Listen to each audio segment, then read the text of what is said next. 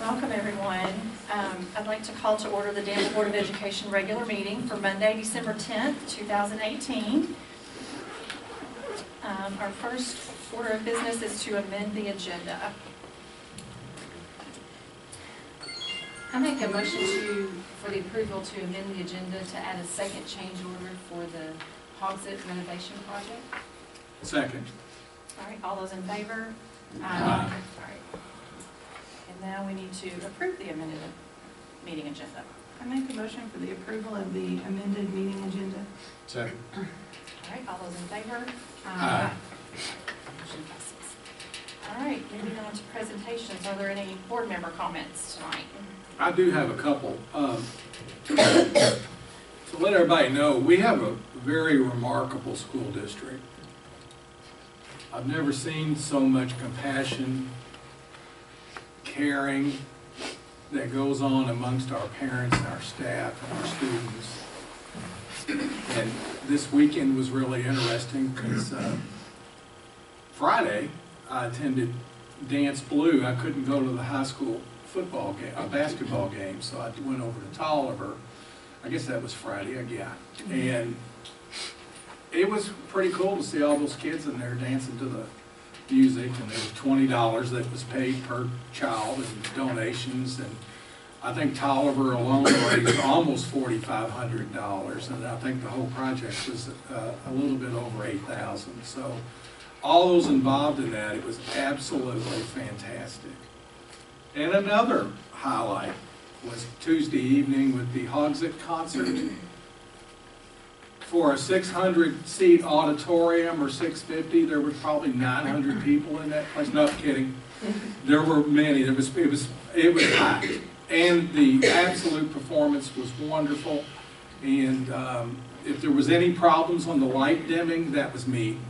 So, but it's extraordinary how, in the times that we've done a lot of changes in this school district in the last year, how all of our parents pitch in, our staff pitches in, and we just make our schools and academics and the reality of the day just happen, and it happens with pleasure. Thank you all. I just wanted to say that this is my last board meeting, so I just wanted to say thank you, and that it's been an honor and a privilege to be on the board, to serve the Danville School District in this capacity. We've accomplished lots of things. You know, I think moving the Tolliver project forward and seeing that come to fruition, and the finished product is pretty remarkable. And then getting Hogsett started, and so I look forward to seeing the end product there. I think we've made a lot of great strides for our system, and I think we're moving in a great direction. So I look forward to years in the future to see where we are. I think Danville School District has a lot to offer, lots of positive things going on, and I don't even want to start trying to list them because I know I'll leave something out. But just wanted to say thank you, and go Aggies. Pretty much, Susan said it all. This is also my last board meeting, and again, kind of just to repeat everything Susan said, it really has been an honor to serve my school district, and I just really appreciate the chance to work with so many different people, and I just know that the board will be in good hands moving forward, and look forward to seeing progress continue. So thank you very much. All right, at this time we'll move on to superintendent comments. Okay, a couple of things. One, this past Thursday I had lunch with another group of high school students. The students had some constructive feedback for our system, which was really great. They also overall were very, very positive. Some of the things that they talked about, how much they appreciated their teachers, and how much they felt that their teachers really cared about them and their needs.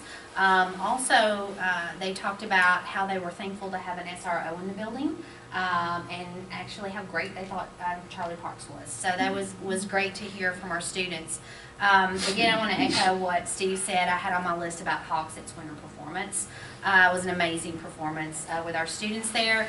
I wanted to mention a couple of upcoming events as well. Some of our performing arts that's coming up Tuesday, December the 11th. Well, tomorrow we have the Tolliver Intermediate students starting at 6 o'clock, I believe, 2nd and 3rd grade, and 7:15 is 4th and 5th grade, I believe.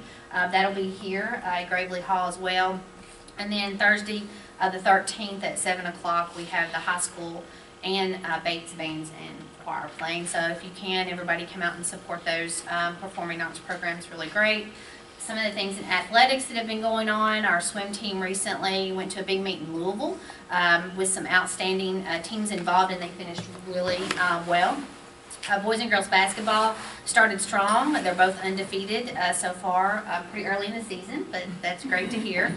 Wrestling has had 2 matches, and their coach is very pleased with their performance so far, so I was glad to hear that. Cheerleaders just wrapped up a competitive part of their season, and they had a good showing in the regional competition. And then Coach Clevenger and seniors Zach Thornton and Nathan Hazlett also participated in the battle of the Bluegrass All-Star game this past weekend, so that was great to hear as well.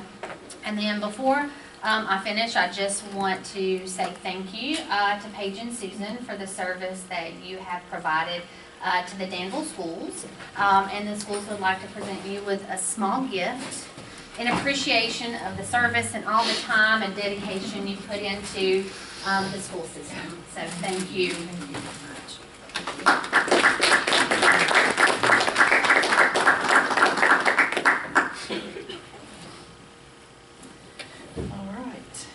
Moving on to the next report, and that's the foundation report.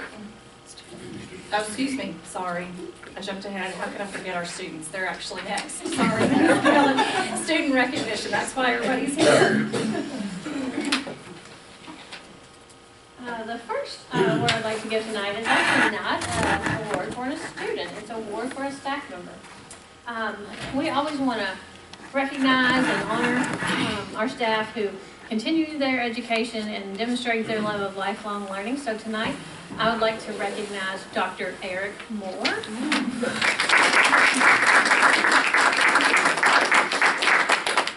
Eric is graduating this year from UK with his doctorate in physical education, and we are very proud of him. Congratulations. Thank you. Okay. All right. Get a picture.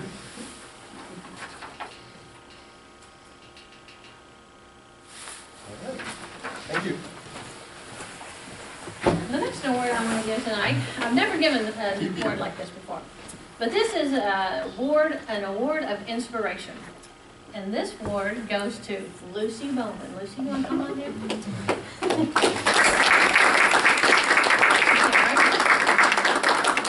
This little lady has inspired many of us. She has inspired us to keep going and to battle, even when the journey is tough and the road is long. She has inspired us to focus on results and not the disorder, not the pain. She has inspired us to lead a campaign for positivity and all things good. She inspires us to help others, and she inspired us to organize a dance flute. You stole my thunder. Absolutely. All right. So But anyways. if you dance, everybody won't join. We didn't do much of that Friday. Because of her inspiration and the Dance Flute campaign, the Danville schools, Tolliver and DHS, raised over $8,785 for pediatric cancer. We want to thank this little lady for all her inspiration and what she means to us.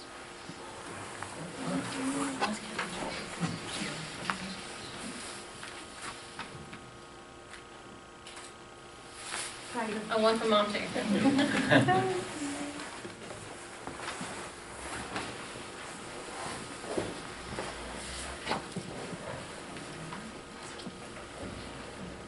Okay, now we can move on to that foundation report.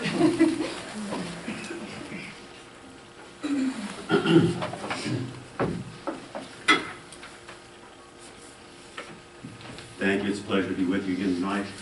Just a quick update. You have the written report, I hope, from me. I'm not going to bore you with all the details of it, just a couple of highlights of it. In the past quarter, we received a donation from the Hudson Ellis Foundation for $10,000 for the Cradle School program. In addition, we've received $1,500 as a contribution from Johnson Coleman Insurance to go to the Danville High School forensics team. We've also been working with Jane Dewey and some other supporters on an alumni endowment for the Frank X. Walker Endowment. It's in its infancy, so it really doesn't need to go beyond us tonight, but it is something that we're very excited about. And as well, we're working on some other alumni endowment opportunities. In addition, we're trying to resurrect the Distinguished Alumni system that Steve and Mimi Becker were so involved with years ago. And we haven't inducted a new class since 2010, so I think it's time we bring that back to the forefront and help recognize those alums who have been so vital to the Danville school system and have contributed so much to Danville schools long term. In addition, we have, for our board members tonight, this lovely fleece vest that recognizes the Danville Education Foundation and Alumni Association, which we're trying to merge together. We have packets in the back for you all, and Vince, we have one for you too.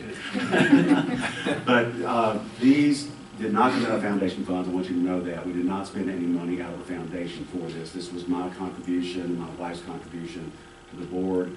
But we hope to use this as a fundraising opportunity in the future, just to, again, engage alumni, become more involved with what's going on with the foundation, what's going on with Danville schools. So if you have any questions, I'll be happy to answer that. Other than that, that is my report for the board. Thank you all very much. Good advice, Phil. Thank you.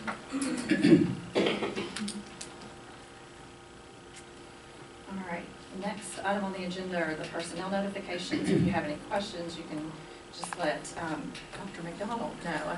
That person who said that. So, all right, then moving on to the minutes of the previous meeting. I make a motion for the approval of the November 12th and November 19th meeting minutes as submitted. Second. All those in favor? Aye. Motion passes. All right, and we'll move on to the reports. The first one is the Hogsett change order number 1.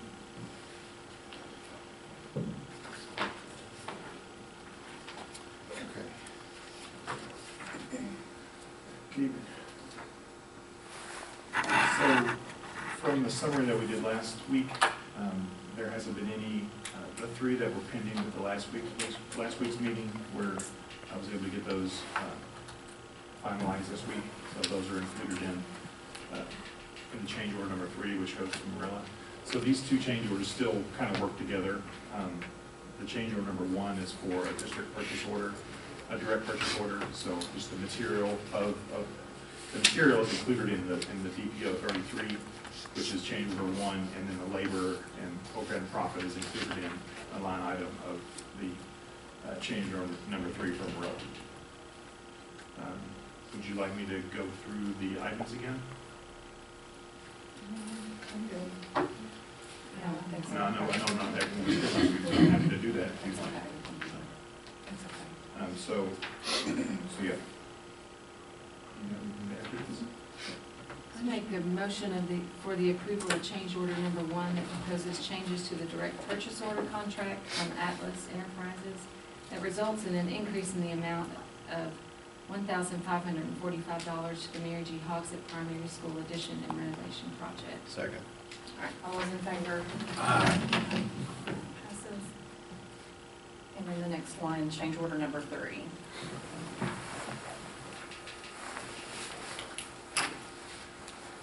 I make a motion for the approval of change order number 3 that proposes changes to the Marilla design and construction contract that results in an increase in the amount of $6,403 to the Mary G. Hogsett Primary School addition and renovation project. Second. All those in favor? Aye. All right. And just a clarification, that change order 3 has 8 items that we've it's just kind of stacking up. We go through, we've talked about them and we push them on. This is just following up with the paper. Thank you. Thanks, Matt. All right, next item is the finance report and financial statement.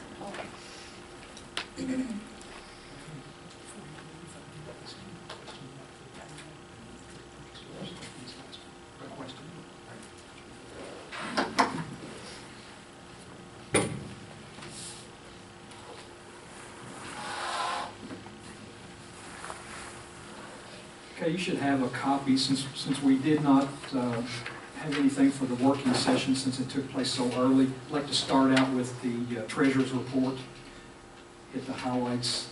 For the month of November, if you look at page 1, the top section, we began the month of November with a balance of $4,998,811. Total receipts for the month of November were $5,277,235. And then the disbursements for the month totaled $1,613,533 for a balance at the close of the month of $8,662,514. Part 2 contains a breakdown of each of the various funds that the district maintains, from the general fund all the way down to the daycare fund or the Admiral Academy fund. You can see the balances there. We'll talk a little bit more about those when we go to the finance report in just a second. And then down at the bottom is a bank reconciliation showing the balance, the outstanding checks and outstanding deposits for the month, which total to the $8,662,000. If you'll turn to page 2, the receipts, there's a listing of the various receipt items that we took in during the month of November. Obviously, November is a big tax collection month for us, so the majority of those will be tax collection items. There are some other things sprinkled in there: the food service reimbursement, some Cradle School grant, the $10,000 that he had mentioned, the donation for that they have since turned over to the school district.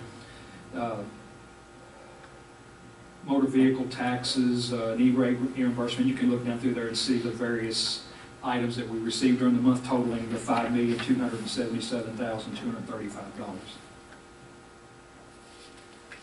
Page 3 consists of the expenditures, reconciliation of items for the month of November. You'll see the various claims and payroll items that we paid out during the month. Total November claims were $261,978. Total payroll, $1,351,555 for a total, as we mentioned on page 1, of $1,613,533. And then down below that, you'll see a breakdown of the accounts payable claims and then the payroll by the various funds that they were taken out of.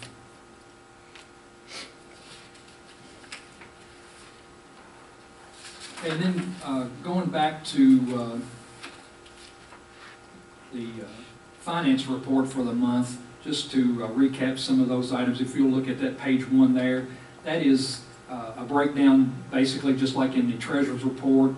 It shows the beginning balance, and we also have a comparison to the balance from the previous year, showing the $8,662,000, the various funds that are represented in the middle of the page. Just a few things to point out.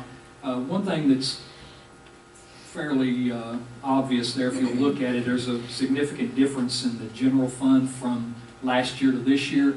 And a large portion of that, and I was going to talk about that here in just a second, is in the month of November, it seems like our tax collections were significantly less than they were in the November of the previous year. I don't have an explanation for that. I thought it was going to be better since the month of October.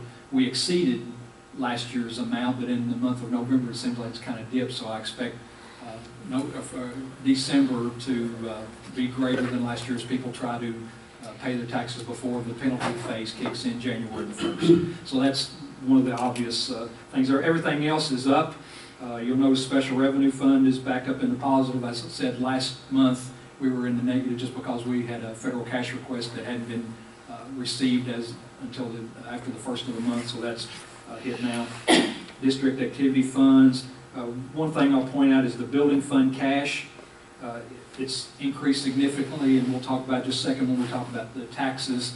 is we transferred from our general property tax to the building fund the amount that's designated by the Kentucky Department of Education to help meet our debt service needs. So we'll go through that here in just a second. Down at the bottom of the page, you'll see a summary of the Auxit certificate of deposit that we have for the construction project. Just a summary, we began with a total of $8,685,000. We've had 2 draws. We did not have a draw during the month of November. We had one in early December, which will appear on the next financial statement. But you'll see there totaling, the 2 of them totaling $860,000. We did get a quarterly interest received during the month of $25,093. We're doing that a little bit different on this CD than we did the Tolliver. When we received interest, that was on a monthly basis, and we just put it back into the actual construction checking account, the fund account. On this one, we're just rolling it and keeping it in the CD, and that kind of helps us a little bit because that money that goes back in, we're earning a significant greater amount on the CD as far as interest is concerned as on the general checking account. So that money will go back in and stay there and earn a greater interest rate for us, so that'll help us out in the long run. So our balance, adding that interest in now, we're at $7,850,394. Second and third pages just contain a breakdown. The first page is the receipts for the month. You'll see the month to date, the year to date, how they compare to the budget, and then last year to date is thrown in there just for a comparison on it. And then the second page is the same thing for the expenditures by function, and you'll see those items listed the same way as the revenues are to kind of get an idea of where we are year to date through the end of November. Any questions on any of that information before we get into the talking about taxes a little bit? Just wanted to point out, seems like exonerations for this year, I don't know if you noticed, we'll talk about the invoices here in just a minute, but the exonerations so far this year have been a little bit more, actually significantly more than they were at this time last year. During the month of November, we had exonerations. Now, it breaks down into 2 different sections. One of it is for the 2018 taxes. Then we also received some exonerations for prior years. And the way that works is we sometimes have people that pay, and then I guess after the fact realize that they were qualified for the homestead exemption, but didn't claim it, and so they go back through the PVA and they issue an exoneration. So we have to go back and refund a portion of those prior year taxes. So during the month of November, we had $3,143.86 that were attributed to prior year taxes, and then $4,512.30 that were just for 2018 taxes. So we actually had to give back $7,656.16. Now, not all of those are exonerations. Some of those, sometimes there's some confusion on the part of the taxpayer. They don't realize that they have their taxes escrowed with their mortgage company, so the mortgage company pays it and then they come in and pay it. And so we have to turn around once we figure that out and refund the amount back to the taxpayer. So a portion of that is included in that. It's not all just exoneration in the 2018 part. But it just seems like we're a little bit behind this year. For October, we took in $1,184,000 basically, and for this year, and then for last year we were at $943,000. So we're up for the month of October for this year. But when we get to November, we had a total of $4,130,000 for this year. Last year at this time, we were at $4,835,000. So you're looking at a difference basically of almost $700,000, which goes back to the difference in the general fund that we talked about on the front page. So a little bit behind, and it kind of surprised me a little bit. I thought that November would be up just because of the way October ran. It just seemed like we were overrun in October, but I guess people have slowed down and decided that they're going to wait until December, maybe after, to take care of some of those. Now, as I said, we have transferred from the general fund property taxes $945,488 into the building fund. That's designated by the Department of Education on what we have to match with our local effort, and then they will in turn match a portion of that into our building fund that we have to use for debt service. And then what we don't use for debt service will be left over as restricted funds that we can use for other capital items down the road. But we've got, all that money is transferred now, so everything else that comes in will go straight into the general fund pot. Any questions on that?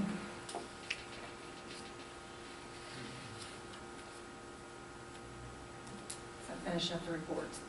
Can we go ahead and do payment of invoices? Yeah, let's- I'll make a motion for the approval of the financials report as submitted. Second. All those in favor? Aye. Now we can move on to the payment of invoices.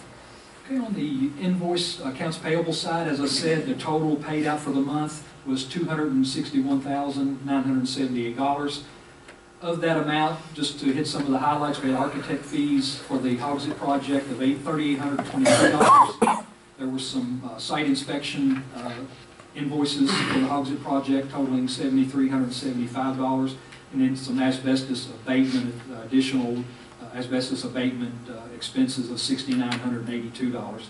We only had one debt service payment during the month. That was to U.S. Bank for some interest for $2,291.47. So when you back those construction items and debt service items out, at least $248,488 for our routine monthly expenditures, instructional supplies, maintenance, utilities, food service, those type of things. A couple of other items that I wanted to point out. Wasn't a big month, but in facilities, we had an expenditure of $21,950 for an additional sidewalk at Tolliver that was poured, along with a playground swing that was moved and installed on the grounds. Also under finance, there was an expenditure of $8,692, which goes to our vendor that prepares all of our tax bills, sends them out, does all of the work with that, and works with us on this. And then also, as I mentioned, the exonerations totaling $7,656 that were sprinkled throughout the payments.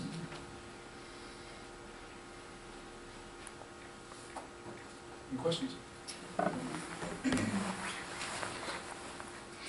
I'll make a motion under approval of the payments of invoice totaling $261,977.79 as presented. Second. All those in favor? Aye. All right. And the next item on the agenda is the approval of the CATS offer of assistance.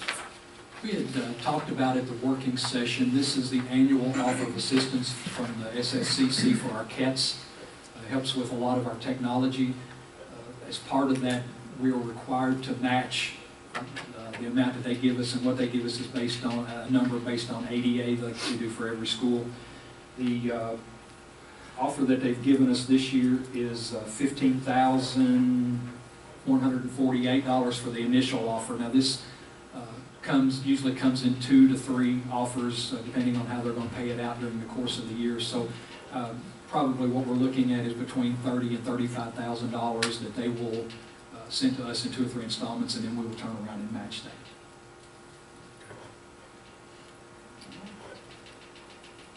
Any questions?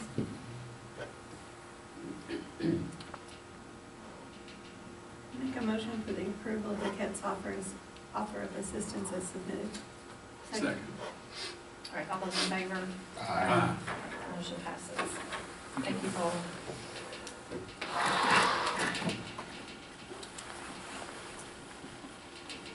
All right, the next item on the agenda is the consent agenda. I'll move that we approve the consent agenda without discussion. Second. All right, all those in favor? Aye. Motion passes. And our next item on the agenda is reserved for the public. Looks like we have a few people that want to speak tonight. Just please keep in mind that the presentation is limited to 3 minutes, and I will time you as soon as you start. The first name on the list looks like Ms. Jackson.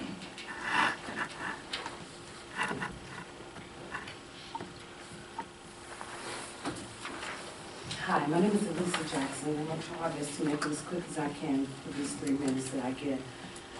First, this incident occurred on September the 6th when I entered into the Danville High School to come and have lunch with my son for his 17th birthday. In the midst of that, I was stopped at the doors and I was then told that I need to do a volunteer packet, which included to have a background check. Mrs. Haley Watson is the one that told me that information. I then goes to the Board of Education, I received those information, and I just completed, and I returned it back to Danville High School, as well as I returned one to Bate Middle School, because I also have a child in 6th grade at Bate Middle School, which is Amanda Jackson. My son is Damon Jackson, who is a senior here at Danville High School. I would like to let everyone know I am that parent that I have done a whole lot for the school system. I have worked very voluntarily. I have done many things for the football team. I have raised a lot of money. I've worked concession stands. I've done field trips. I've done it all. I also just got back from the FCA camp down in Black Bear Mountain with Mr. Mark Dexter and took over 7 or 8 young men, as well as my daughter. And with that, I am now part of the FCA, as well as I will be taking a group of young ladies to the girls' all-sports camp, as well as I will also be going back to the boys' all-sports camp because my son is now going to be a group leader at that camp. I do also want to let you know that my son is going to be graduating on May the 24th of 2019, and he has already been accepted into BKU and into BKU's criminal justice program. I am a very proud single parent. 11 years ago, actually 10 years ago, I got into some trouble, and with that, I did accumulate a drug charge. In those 10 years, I have done everything. I have paid all of my debt back to society. I've done everything. I have a wonderful job, and my job is very aware of everything. And I have not been judged by my past. I am now 10 years later, and all of a sudden, my son's senior year, I am told by Tammy Shelton that I cannot attend project graduation. So what I do is, I do a couple of different things. I send a couple of people to the schools to see if they can go have lunch without being told that they need to do a volunteer packet, which includes having a background check, and they were able to do that. I made sure that they signed their stuff in, took pictures of that. I did also attend to a call to Tammy 3 different times, and Tammy has refused to respond to me at all. I have gave her all of my times that I am at work and the times that I am available, because I do work 50 to 58 hours a week at National Office Furniture on Stewart's Lane. With all of that, she has refused to speak to me, but she does make sure to let some people know, oh, well, I'll talk to Ms. Jackson. Well, I'm going to make some changes, because Mrs. Tammy Shelton called my home and told me that I could not attend my son's project graduation due to my record. Okay, I did let her know my record is 10 years old. Actually, it's going to be 11 when we come to the project graduation in May of 2019. She tells me that, well, I make the decision and I will not be allowed for you to attend. And I says, who can I do an appeal with? She says, no reason for you to do that because that appeal is me. Oh, wow. Okay, so that's why we're here today. So I do have other people that's going to be speaking that does not have a problem to speak on my behalf that are very aware of everything that is going on. I do want some answers. I would like for it to be put in writing that I cannot attend my son's project graduation, and why? Because my record is 10 years old. And guidelines that I have right here in front of me that has her name on the front of it says 5 years. Yes, I do understand that Ms. it's Jackson, I'm sorry, but your time is up. But with that discretion of her, Okay, I need you to would like stop. for her to know that she should be able to Ms. Jackson, I need you to stop. Come here, Danny. Back up. It's okay, Danny. It's Shirley. It's okay. No, you're not. You're going to speak on the behalf of your mother. Okay. But life does not end here. It goes on. No. It's not working. Yes, They're it not gonna is let you working. come. It's been 2 It's years. okay. Come on. It's okay. Take it. Have a seat, please. Thank you.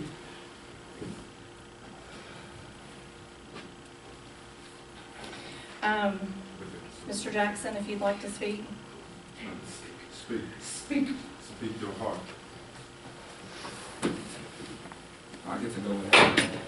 Yes, you have 3 minutes. All right, I just want to know why. I'm here now, so can you please give me an answer?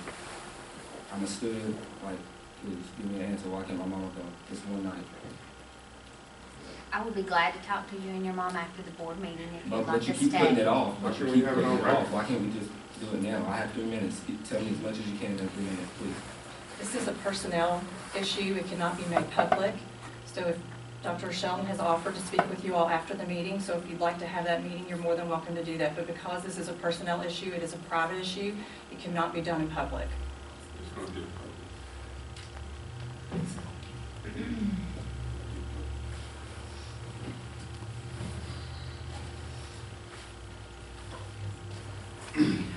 Mr. Watterson?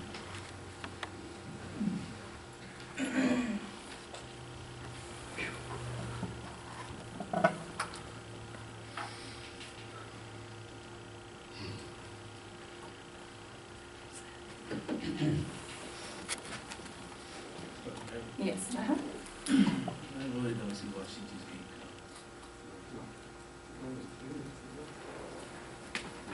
She has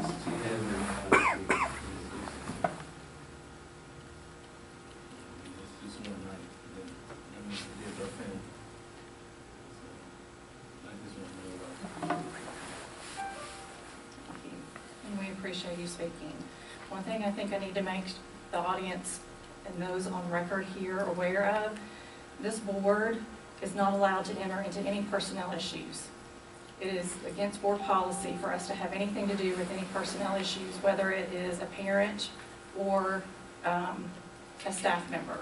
We have, I don't know if you know the board policy right off the top of your head. Not off my top. But we are not able to have that conversation. It is not something the board handles. Or the conversation or the decision. This is not something the board has any control over. There is nothing I can tell you Who has today. the decision? Who makes the decision? That is up to the superintendent. But who's over her? The board is over her, Exactly. So y'all should be able to make a decision. but we're not, and it's part of board policy. I'd be glad to look that up. I don't know if Mr. Pennington knows that or not, but we're not able to make any decisions when it comes to personnel issues.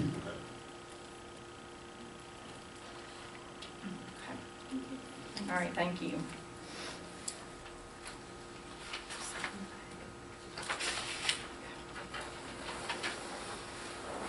Next person on the sheet, I apologize, I can't tell the writing, but it looks like Justin somebody, and I apologize, I can't read the last name. My name is Justin Gray. My daughter is also a student of the Danville school system. I'm a 4-time convicted felon, and I've entered into this school more than once without a background check. And I want to know why. If she can't come in, then why should I be able to come in? I went to that Pro Dads event. They opened that door to the public. Everybody came in. So who's wrong? She can make that decision and say she can't come, but she can let everybody in Danville come? Come on. I put people like this on our superintendent board.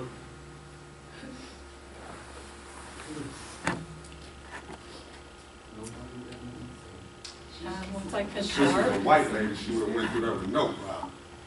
And let that be on record.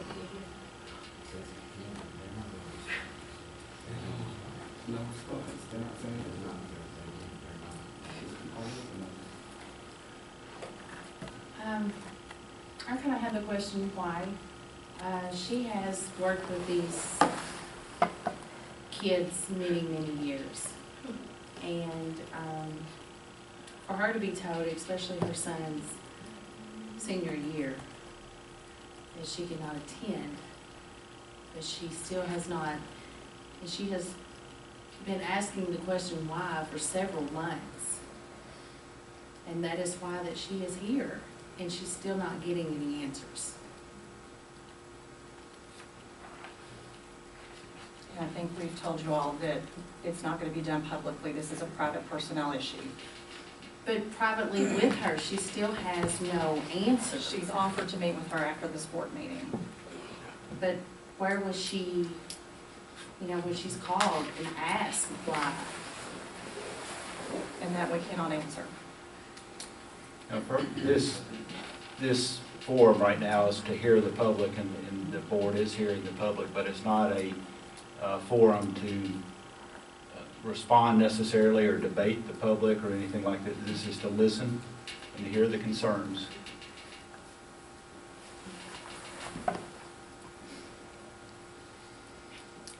Ms. Bradshaw.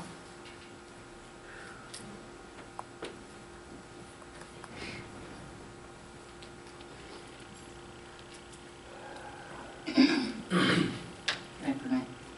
As just being a single parent too, I just think, you know, like, everybody makes mistakes. And I just think you should reconsider and let her come for her son's senior year. Thank you. Yes, Damon. I just have one more question. Well, it's not really a question, it's just a statement. I'm not, no, you don't want me to talk on the phone. So, I know your daughter very well, baby.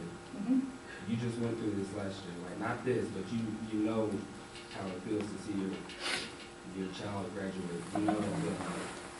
I don't understand, like, I'm asking y'all, can y'all please let my mother come to my project graduation? Like, it's one night with a bunch of kids that she's dealing with since 6th grade. And I understand that, and what you all have to understand is what I've said multiple times, is unfortunately this board has no control. It is not our responsibility, it is not in the role of this board.